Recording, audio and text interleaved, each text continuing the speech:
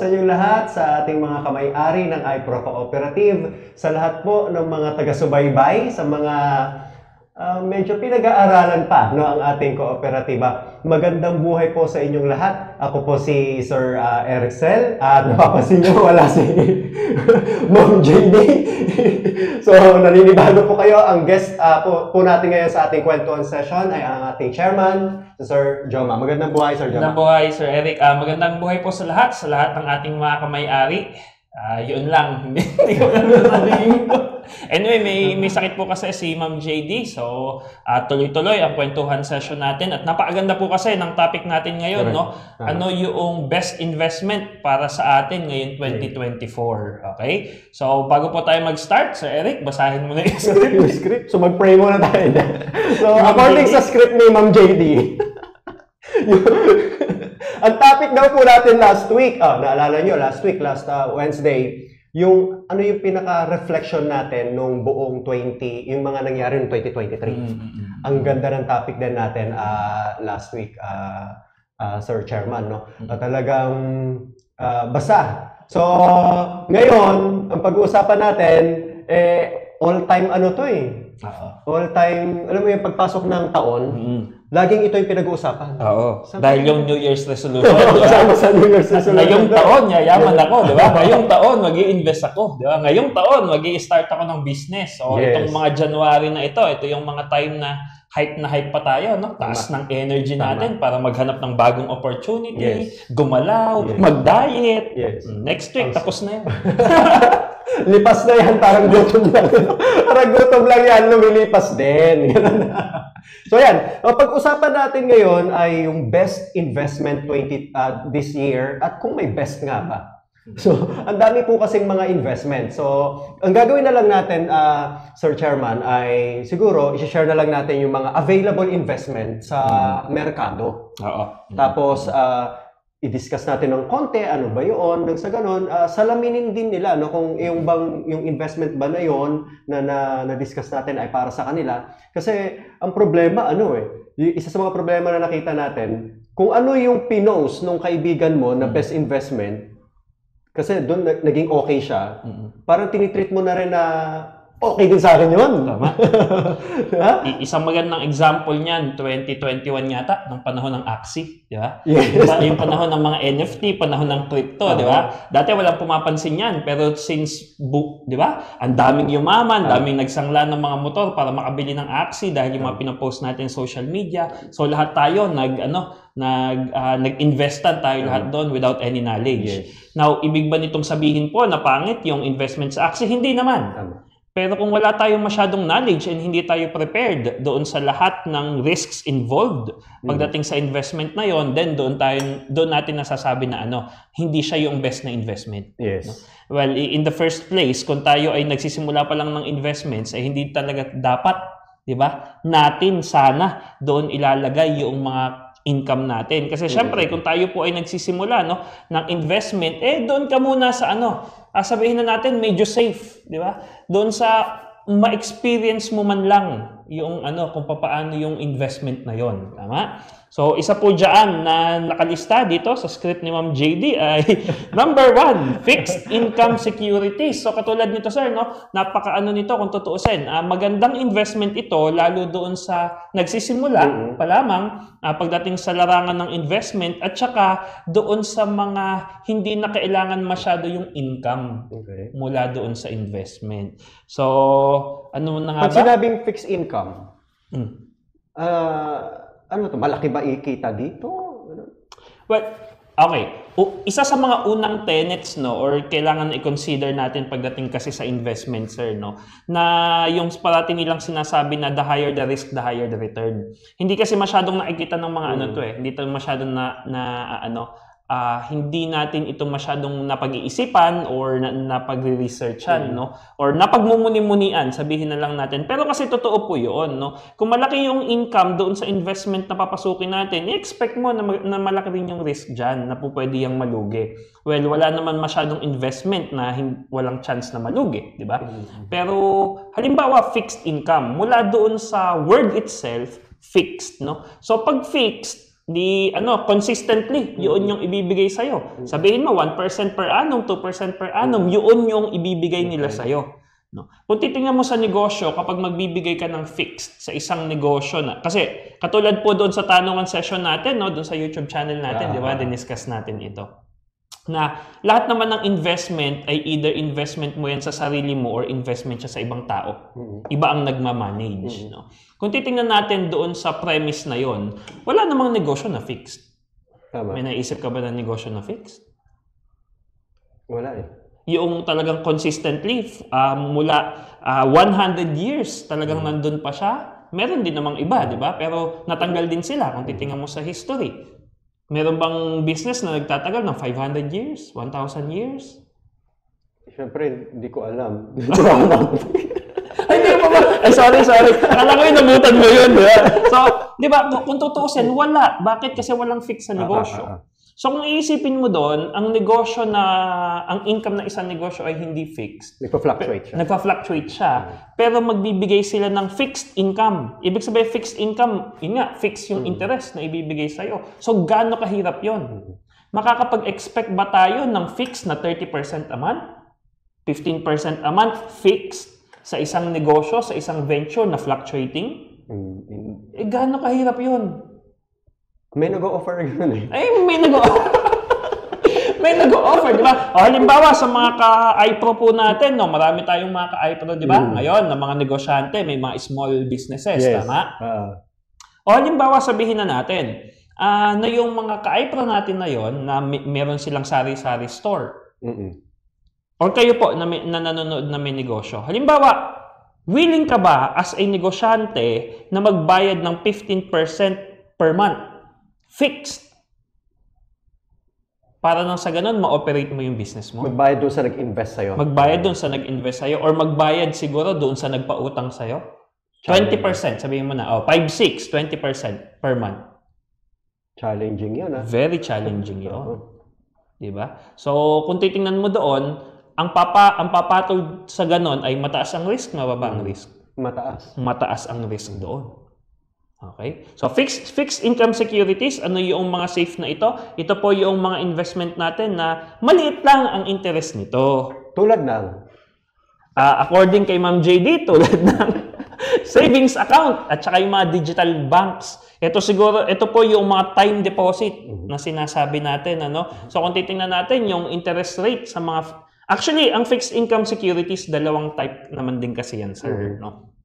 Pero dito sa script natin, pag-uusapan pa rin natin siya mamaya. Pag sinabi natin fixed income securities po kasi, majority of the time, included dito yung bonds.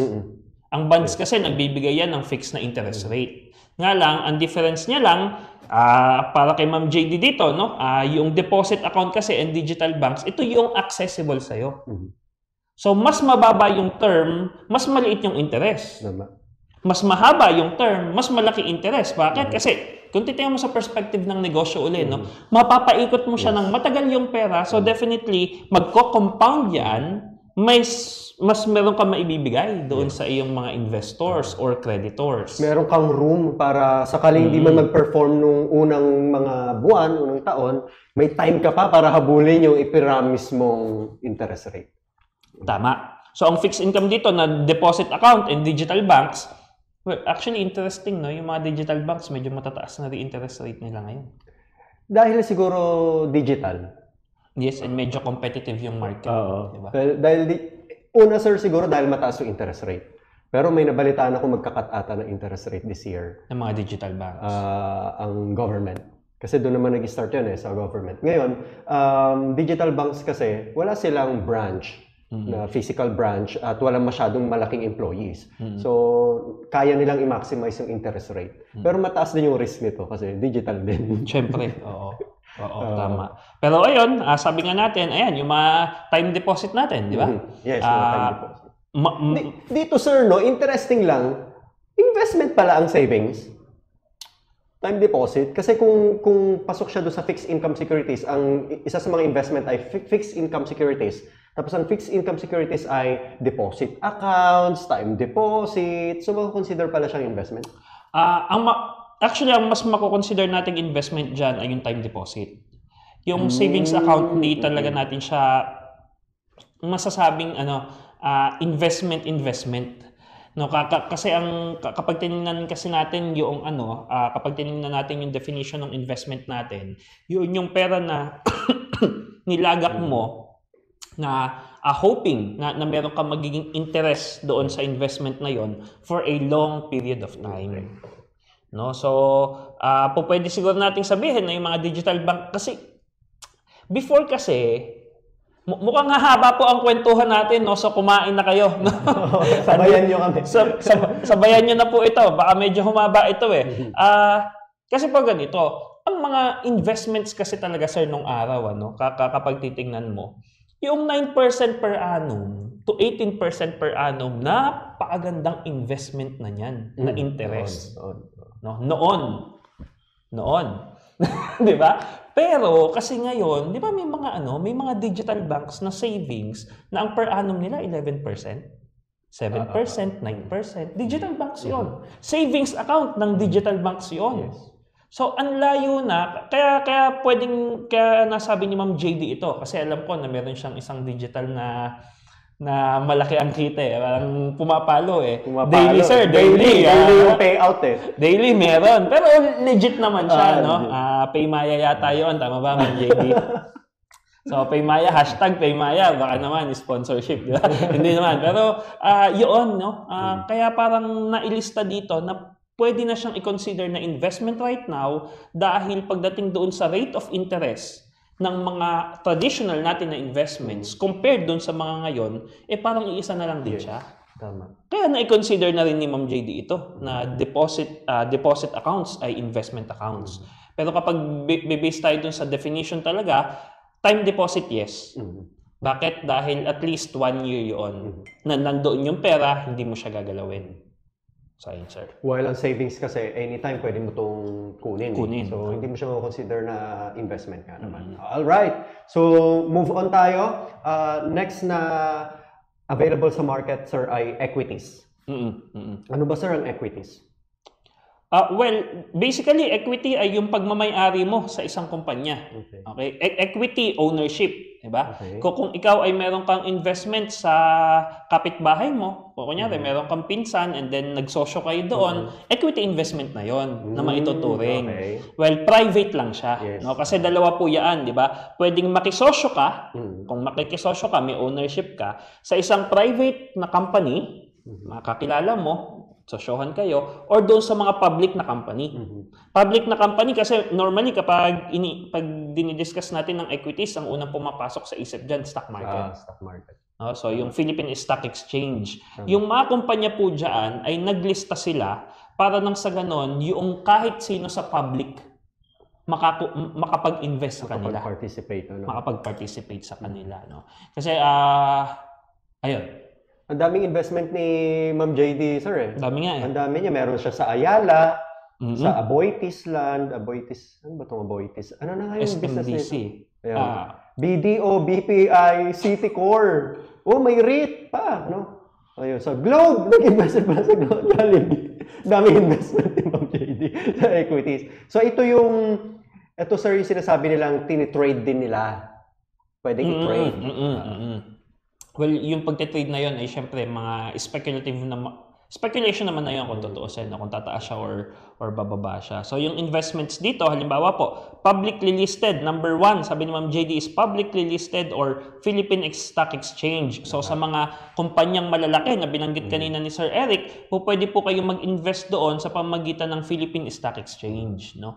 Meron pong mga tinatawag na mga brokers, yung mga middleman natin. No? Marami yan dito sa Pilipinas, search na lang po ninyo. Pwede nyo pong gamitin yung platform nila para bumili ng mga shares ng stocks ng mga kumpanya na ito. Tama. So, hindi naman niyan kinakailangan na, gusto kong maging sabihin ko sana kamay-ari pero pag operatiba kasi yun pwede kong maging stockholder gusto kong maging stockholder ng Jollibee para instead na kumain ako ng Chicken Joy, di ba? Bibili na lang ako ng stocks niya, so lahat ng kakain ng Chicken Joy, meron akong kita kahit nakaunti. Kahit gutom ka na, at least may kita. At least may kita ka, di ba?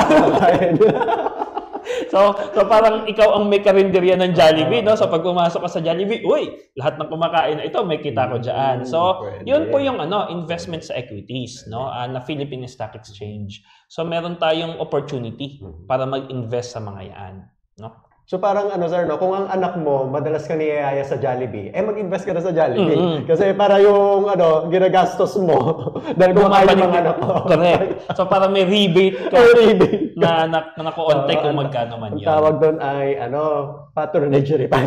Sa atin, di ba? Sa co-op, patronage refund po ang tawag doon. So bawat kain mo, meron kang share. No? So syempre, maganda ba ito?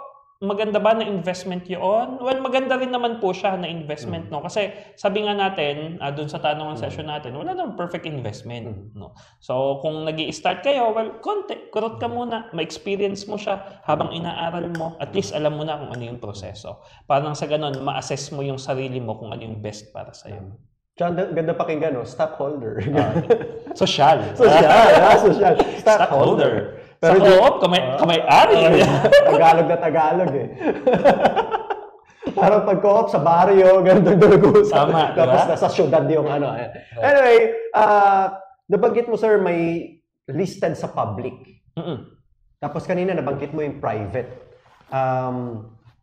Ang mga private ba, nabanggit mo yung parang sample kanina, yung sa pinsan mo, yung private yun, di ba? So, meron din bang mga private companies na malalaki din, ganon? Like, for example, meron bang mga malalaking corporation na pero hindi talaga sila listed, private lang sila? Oo. Oo naman.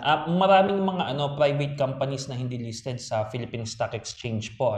Hindi naman ibig sabihin na listed yan sa Philippine Stock Exchange na ang best na mga companies dito sa atin, halimbawa sa Pilipinas. No? Hindi pa rin naman. Kasi halimbawa, during the pandemic, di ba, isa sa mga magaganda ang kinita, sigurado, is yung mga mga hospitals, tama? Hindi naman lahat ng hospital ay listed sa Philippine Stock Exchange. Pero magandang investment ba siya? Yes, maganda rin naman siyang investment. So doon na tayo papasok sa mga private equities, sa mga private na investment sa equities, no? Bakit hindi lahat ng kumpanya ay naglilista sa Philippine Stock Exchange, no? Kasi syempre sir, depende yan sa strategy nila.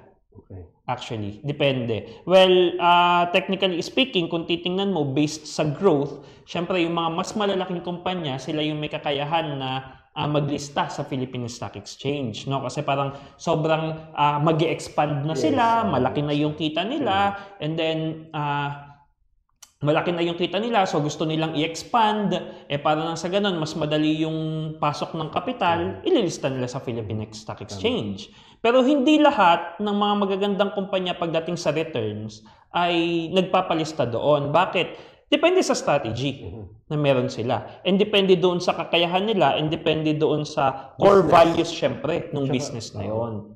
Tsaka siguro yung business nila, tsaka yung product nila, baka hindi kaya i-cater yung nationwide na hanggang doon lang sila. Actually, nakadepende talaga siya doon sa sa leadership. Okay. Leadership ng company. Kasi halimbawa, hospitals. Hospital na lang. Kaya niya bang, kung tutuusin, kailangan ba ang hospital ng buong Pilipinas? Yes. Pero bakit may mga hospital na nag-i-stay dito, halimbawa in Nueva Ecija, na mga malalaki? Part ng core values nila. Kasi depende na yung sa terms nung board of directors na meron sila, sa management na meron sila. So, yun lang naman po, no? So, para tayo makapag-participate, halimbawa, doon sa mga private equities na ganito, makapag-invest sa mga ospital, pwede kayong dumiretso sa ospital kasi may mga hospitals po na rin naman ng mga bonds, no? Pero wag sila diretso sa ER. Hindi. Huwag naman sana. Doon sa finance. Huwag niyo social na finance. Doon sa finance. So, ayun po. Pwedeng ganon. Nga lang, itong mga ito kasi, medyo mahirap siya, actually. Kasi parang limited siya, no? Yung iba kasi dyan, parang mga, as in, private lang talaga. Gusto nila, buong pamilya lang nila, ng owners, di ba? Yung iba naman, ang gusto nila, puro doktor lang talaga sila. So, depende na yun sa kanila. So, well, since equity lang din naman, mag-invest ka na lang sa equity ng sarili mo. Di ba? Magtayo ka na lang ng sarili mong negosyo. And then ikaw 100% pa. Di ba? Wala ka ng tanong-tanong, issue-issue. Pero, syempre, ibang usapan na yun, na investment. Okay. So, sa kooperatiba, since nasa co-op tayo, sir, saan siya may part ba siya ng public? Private? Parang private, no? Na public. Hybrid. Co-op. Hindi na ako mag-on the spot ulit. Nag-guesting, mahirap pala, hindi na prepare. Teka, okay.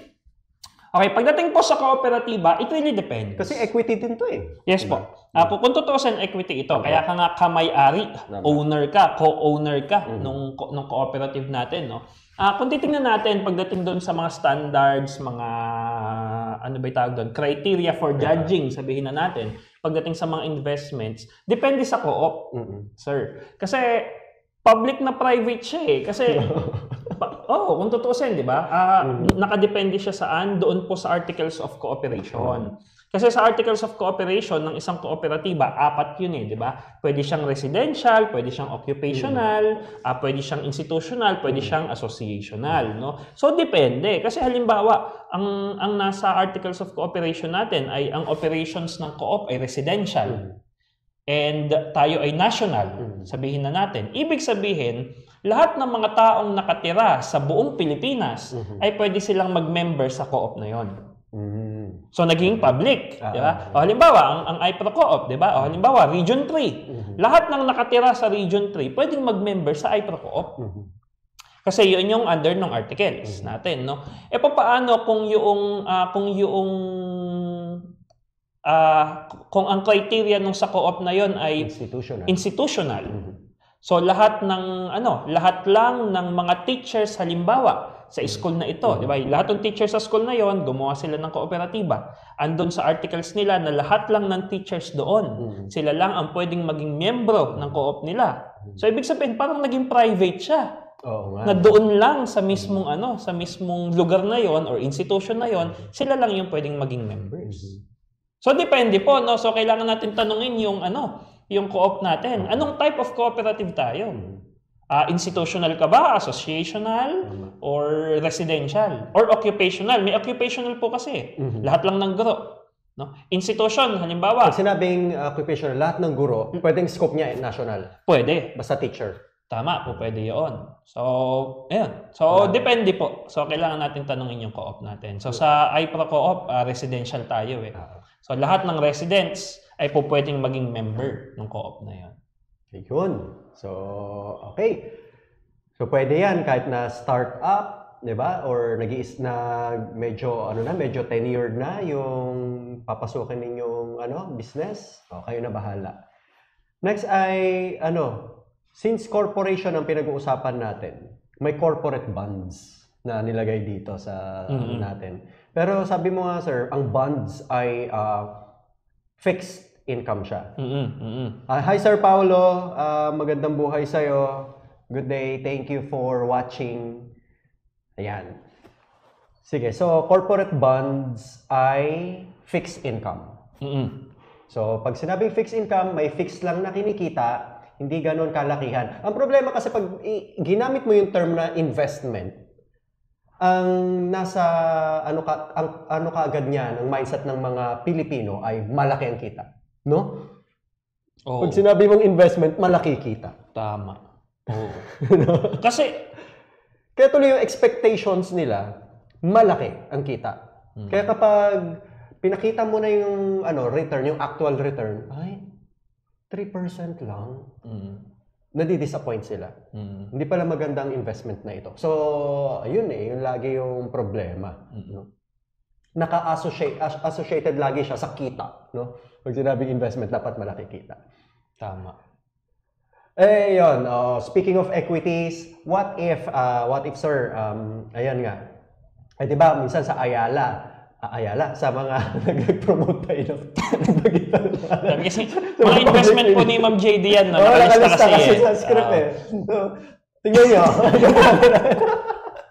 So ito, Minsan kasi ang mga public, tumingin din tayo, medyo matataas din yung ano niyan yung iba, yung mga high caps na, matataas na masyado yung shares, tapos yung kanilang minimum lot, sorry, medyo technical, yung minimum para makapag-trade ka or makabili ka ng shares nila. So minsan hindi na kaya ng budget. So may mga tao, sir, na paano yun? Gusto ko pa rin mag-invest sa mga investment kung saan nag-invest si Ma'am JD kasi idol ko siya.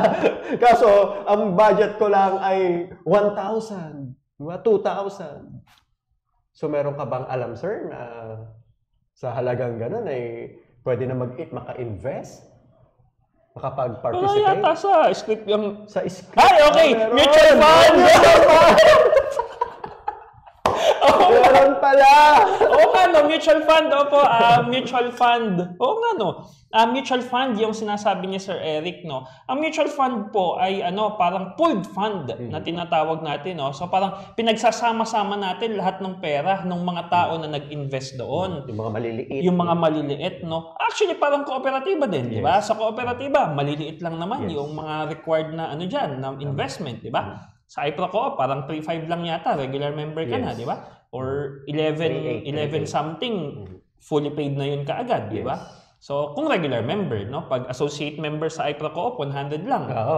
O, 100 lang, member ka na, di ba? Parang ganon. So, parang ganon lang din naman po ang mutual fund, no? Lahat ng pera ng mga tao na mga maliliit, pinagsasama-sama siya. And then, ini-invest siya ng tinatawag nilang fund manager.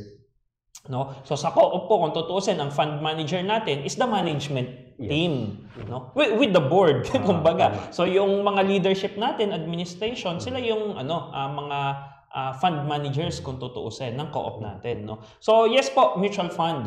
Kasi meron pong mga ibang tatlong types ng mutual fund, di ba? Yung tinatawag po nilang money market securities na mutual fund. Ang money market securities po, nilalagay po yan sa mga treasury bills, nilalagay po yan sa mga time deposit, mga short term na mga investments, money market, commercial paper, ayan. Mga po yan, money market securities. Meron din naman po tinatawag na fixed income din ng mutual fund. So ito po ay ini-invest naman nila dun sa mga corporate bonds or mga retail treasury bonds. Retail treasury bonds po ay government naman ang nag-issue ng bond na yon. Yun po yung tanong ni Sir Eric kanina. Napapaano kung wala kang masyadong malaking kapital, gusto mong mag-invest sa bonds, gusto mong mag-invest sa equities kasi yung mutual fund po may equities din yan.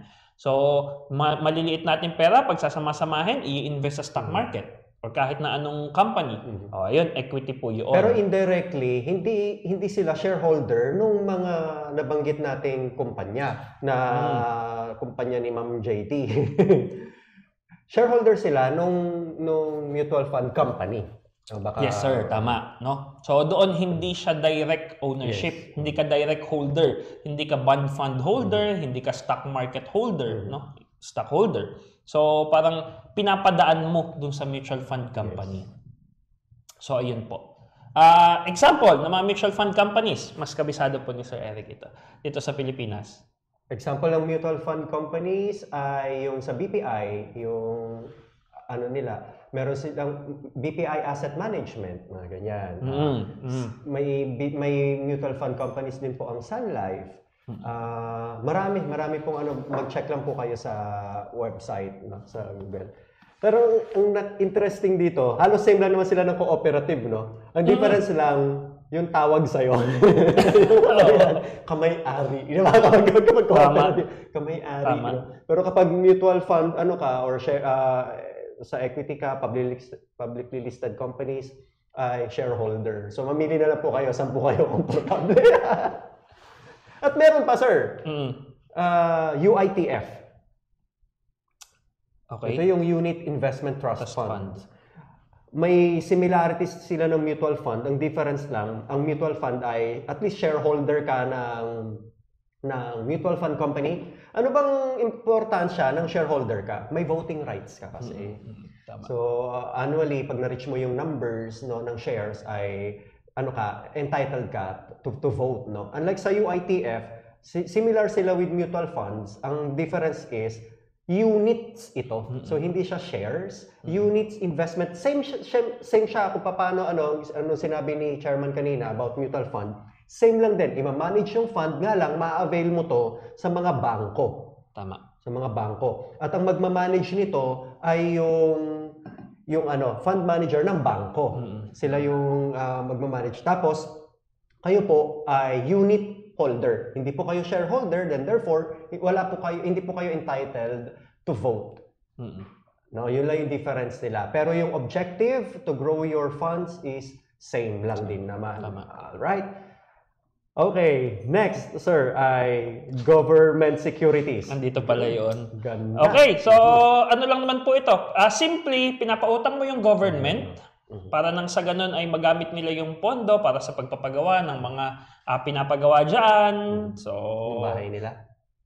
Ewan ko kung ano yung pinapagawa nila. Hindi, yung bahay ng Pilipinas. yung improvement. Sabihin na lang. Wag ito. Parang government securities ay pautang sa gobyerno and then may option sila, pautangin mo ba ang gobyerno ng short term or long term? So, treasury bills, short term, no? Treasury bonds, long term. So, yun lang naman po siya, no? So, parang pinapautang lang natin yung government. Ano yung risk naman ng government securities? Actually, kung titingnan kasi natin, no, pagdating sa lahat ng mga investments, syempre, parang kung merong sabihin na natin relatively safest na investment, syempre investment yan sa government. Kasi syempre hanggat may mga tao doon sa government na nagbabayad ng tax, which ala naman tayong lusot dyan, no? Hanggat hindi nagde-default o nababankrupt yung isang bansa, which historically speaking din naman, medyo mas marami, sabihin na natin, kasi relative, sinabi natin, no? Kailangan may comparison ka. Mas maraming nagsasarang kumpanya kaysa nagsasarang bansa. Tama. Ang fund ng companies, kinukuha niya yan, yes, sa public, pero hindi niya pwedeng ma-force ang public na mag-invest sa kanya. No? Pero ang government, syempre, hindi naman na-force. Pero duty ng bawat citizen ng isang bansa na magbayad ng tax sa kanya, na doon sila kumukuha ng pera. Kasi may batas. Okay. So, kung titingnan po natin, relatively, ang safest na investment ay investment sa government. No, so, ayun po. So, kung mag-i-invest kayo sa government, kaysa sa government ng iba, sa government na lang ng Pilipinas, di ba? Kahit na nabubulsay kalahati, yung kalahati. Hindi naman. At least, no, nakakatulong tayo. 1/4 lang. Dito, pwede mo nang sabihin, pag live live. Hindi pa din makat. Okay, sige. Okay, next sir, ito interesting. Ito talagang sumisikat sa social media, mga government-owned managed funds. That includes yung sa SSS, yung WISP na tinatawag nila. Lalong-lalo na itong isa, yung Pag-ibig MP2. Oo, ang dami nga nag-invest sa Pag-ibig eh. Taga, ano? Dito, Pag-ibig MP2. Ang dami, sikat na sikat sa social media na parang... May sasabihin sana akong pangalan pero sige. Bakit ba maganda ito? Bakit ba kinukonsider nilang magandang investment ito, sir? Well, para rin po kasi siyang yung parang sagot natin kanina. Na yung sa mga government bills, government bonds, di ba? Dahil government naman ang nito, ang nagmamanage nito, and then kung titingnan natin sa past natin, kahit na medyo may nakurakot doon na nawalang pondo, buhay pa rin naman yung mga ahensya ng gobyerno na ito, no? So, hindi lang naman yun, no? Pero syempre, kung tutuusin kasi itong mga ito ay mga mandatory. Ang pinaka-challenge po kasi sa isang venture, kumpanya man yan or kahit na na nagmamanage is yung pondo. Diba? Sabihin, yun ang bakit nagpapalista, bakit naghahanap ng investors, bakit nagpapautang. Kasi sa isang venture na ginagawa, dapat tuloy-tuloy yung pondo na pumapasok sa inyo. Diba? Cash flow is king, sabi natin, di ba? Itong mga ito, SSS, Pag-ibig, lahat ng mga nagtatrabaho, di ba? Obligado na magbigay ng share. So, hindi na iniisip sabihin natin, hindi na masyadong iniisip ng mga ahensya ng governments na ito kung saan manggagaling yung pondo. Alam na nila na mayroong panggagalingan yung pondo. So, sila na nasa management, naghahanap ng mga ventures, ng mga investments, ano po, mas madali para sa kanila. Trabaho na lang nilang i-manage, ano? Yes. Yun na lang ang problema nila, di ba? Halimbawa, sa kooperatiba, di ba? Bakit may mga ganito, may branding, may marketing, bakit ibabaguhin yung mga products para nang sa ganon, meron pang makakita ng vision para mahikayat pa sila na mag-invest doon sa co-op. Sila, hindi na nila problema yan. No? So, i-manage na lang. And kung titingnan din naman po natin, no, everything else, malaki ang tulong ng mga ito. Yes. Di ba? SSS, sabihin natin, yung tatay ko, senior citizen na, di may pension siya ngayon sa SSS niya. Di ba? Nakatulong pa rin sila. Nakakatulong sila doon, no? O yung Pag-ibig MP2 na ito, ilang mga Pilipino, regardless kung ano yung nangyari, pero ilang Pilipino ang nagkaroon ng bahay dahil sa Pag-ibig Fund. So, hindi ka lang nag-i-invest para sa kita, pero nag-i-invest ka rin para nang sa ganun, meron kang mga matulungang ibang tao. Tama. Which is the same purpose na meron yung cooperative. Nakakatuwa yun, no? Ang ganda na sinabi mo doon, Chairman, sorry, nakat kita. Dahil sa halagang magkano lang, kunwari, may 5,000 ka or 1,000 na ilagay mo dyan sa Pag-ibig MP2, hindi mo alam yung 5,000 na yun, ang katumbas nun, isang bahay dun sa sa isang bahay ng isang pamilya. Tama. Di ba? Siya may bahay, ikaw wala. So, ayun. At saka ang ganda ng performance, sir, Noong 2022, nag-release sila 7%. Yung naging dividendo. Laki, no? Imagine yun. Laki, no? At saka nakita natin doon sa site ng Pag-ibig ay consistent. Walang loss. Talagang kung nag-invest ka the past 10 years, talagang on average, nasa 7% siya. Kaya, tsaka tax-free. Tama. Yun naman. Yun yung malaking doon nagpapalaki. Imagine yun, kung kumita si Ma'am JD ng 10 million. Di ba? Ang tax nun, 20%. 1 lang daw yata. Last year ba? 1 lang, sabi niya. Hindi daw umabot ng 10. 1M lang yung kinita niya. Oo, 1M lang daw. Sana all. Sa 1M na kinita, 20% to na 200,000. Diba? Tapos yun, 200,000, tax-free. Yun ang inam dito. Tama. Okay. Sige. So, next tayo na pwede yung maging option for investment ay real estate. Hindi nawawala talaga ito. No? So, ano ang para sa iyo, sir, ang real estate investment? Marami po kasing type ng real estate na investment kung tutuusin, And nilagay din yan ni Ma'am JD dito. Pwede siyang agricultural, residential, commercial, and industrial, no? So, agricultural, bibili ka ng mga malaking lupa. Ito yung mga maliliit yung presyo, di ba? Hopefully, kung gagamitin mo siya for farming. Residential, syempre, ito yung mga bahay natin, na mga lupa na mga binibili natin. Commercial ay more sa mga condominiums, ganyan. Pwede, more on condominiums and more on yung mga developed na mga subdivisions. Ako kasi, kinoconsider kong medyo commercial din yun yung sa mga developed na condominiums. Bakit? Pwede mo kasing developed na subdivisions. Kasi pwede mo yan magamit, especially depende sa location in the future, kung ipapa-Airbnb mo sila, etc. no? So, commercial pwede. And yung mga building, and then paparentahan mo yung building, katulad nito, na nirerentahan ng iPro ngayon, no? And then, industrial po ay yung mga malalaking lupa na ginagawang planta. Ginagawang warehouse, ginagawang mga factory, ganyan. So, yun yung industrial. Ngayon, siyempre, ang real estate lupa ay lupa, no? Hangga't hindi nagugunaw ang mundo, andyan yung investment mo sa lupa, no? Worst scenario lang na na-experience namin dyan ay nagkaroon ng bagyo, and then yung lupa mo ay malapit doon sa ilog, and then naggiba yung dike, yung tubig pumunta doon sa lupa mo, nilamon ng tubig yung lupa mo, nawala. So, yun yung worst case scenario doon, no? So, pero syempre, kung lahat i-consider natin, napakagandang investment ng lupa. Yan yung kahit makamatayan mo yan. Di ba? Anyway, commercial nga pala, lupa na pwesto mo. Kapag gaganon ka na, di ba? O, tambayan ng pamilya. Tambayan din mo, di ba? Tapos na, di ba?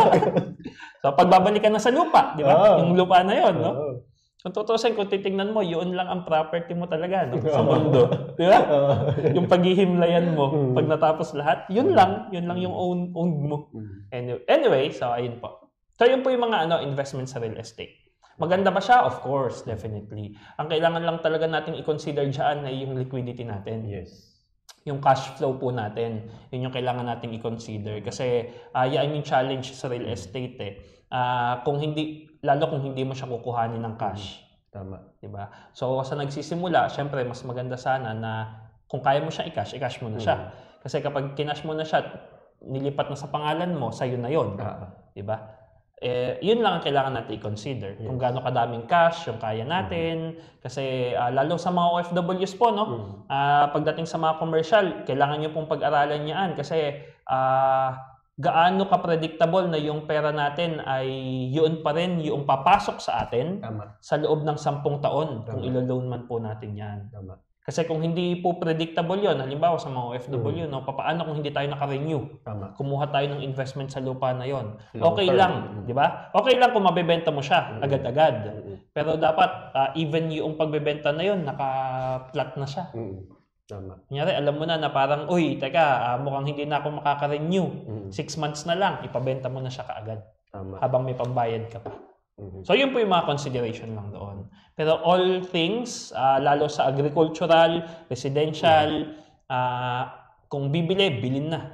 Ganun. Andun lang naman yun. Grabe, no? Ang dami nating natutunan. Pero, kung mapapansin natin, actually, medyo overtime na po tayo. Meron pa kaming dalawang hindi pa natatakel. To be continue na lang to siguro next week. No? Pero kasi interesting yung dalawa pang topic na natitira, sir. Oo nga. Interesting to. So, next week po, balikan natin ito. Continue natin siya kasama si Chairman. Pero, napansin niyo yung mga sinabi ni Chairman kanina na wala kang makita dito, wala siya nabanggit na pangit na investment dito eh. Lahat siya magaganda. Nga lang, maganda siya, pero hindi ibig sabihin maganda siya ay pasok agad.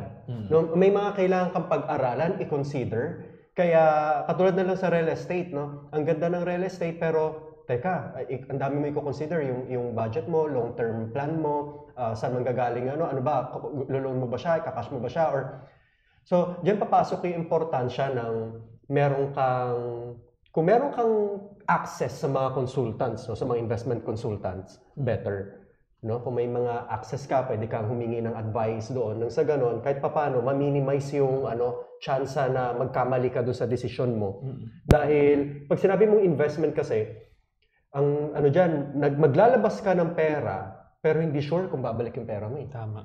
So, ngayon, kahit para mabawasan yung ma-minimize natin yung chance na matalo ka, diyan pumapasok yung calculated risk na tinatawag.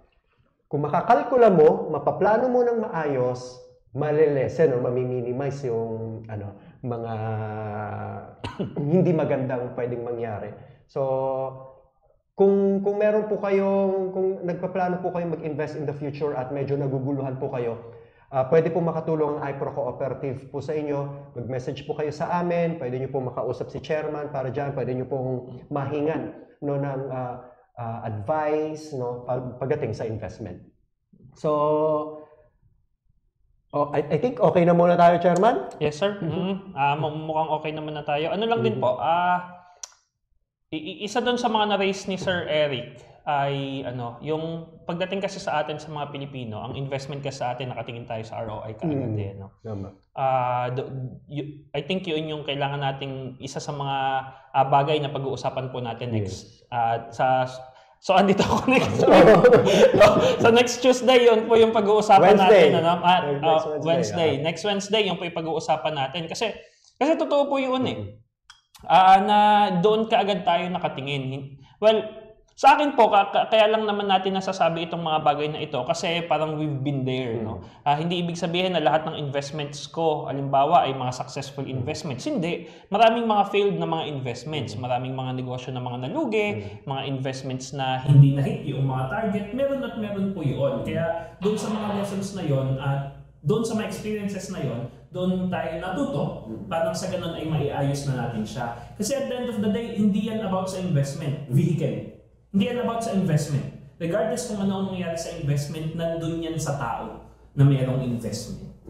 So, I think yun yung kailangan nating abangan para sa session natin next week. Abangan natin next week, yan. So, grabe, kung lesson lang, marami tayong matututunan. Kaya, announcement lang bago tayo mag-close ay every Wednesday po ang ating kwentuhan session. Yan po ay 12 noon at kasabay ng inyong tanghalian. Kaya, pagdating sa mga ano po natin, no, sa mga gustong mag-member po, mag-message na po kayo sa ating page. May automation naman na po doon, may PMO po doon or pre-membership orientation. Mapapanood nyo po yun doon, and then andun na po yung mga steps, no, kung paano mag-member sa ating kooperatiba. At ano yung mga products natin, nandun na rin po. Mag-message lang po kayo sa ating page. Then, yun nga.